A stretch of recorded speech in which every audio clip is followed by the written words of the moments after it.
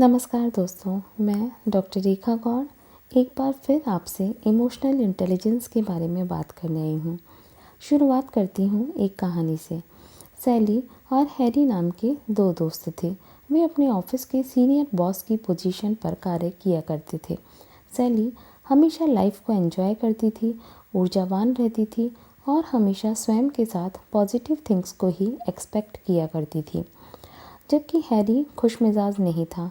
Staff के काम से भी कभी संतुष्ट नहीं होता था। सैली बहुत ही एडजस्टिव नेचर की थी, नए विचारों और हर तरह के वातावरण में एडजस्ट हो जाती थी। हैरी हमेशा पहले से ही सही योजना बनाता था और हर चीज़ को अपने नियंत्रण में रखता था।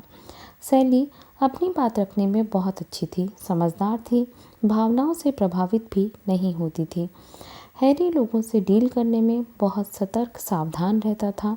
सैली अपनी भावनाओं को दूसरों को बेहतर ढंग से समझा पाती थी एवं दूसरों की भावनाओं को समझती भी थी। हैरी काम करने के लिए प्रेरित रहता था, पर उसे कभी कभी काम में सपोर्ट की आवश्यकता थी।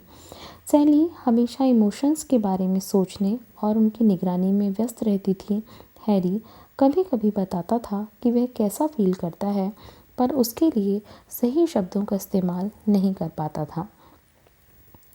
सैली बहुत ही स्ट्रेसफुल सिचुएशंस में भी कूल रहती थी। हैरी खुद को भाग्यशाली मानता था। अब आप ये बताइए कि दोनों में से आप किसे मोस्ट इमोशनल इंटेलिजेंट पर्सन मानते हैं, सैली को या हैरी को?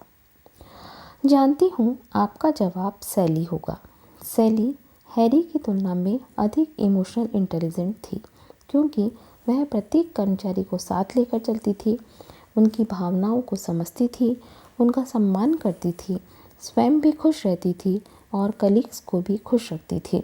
ऐसे व्यक्ति अपने जीवन में अधिक सफल होते हैं। संवेगात्मक बुद्धि का हमारी सफलता में 80% योगदान माना जाता है। इसे अर्जित भी किया जा सकता है और इसका विकास प्रशिक्षण के द्वारा भी संभव है।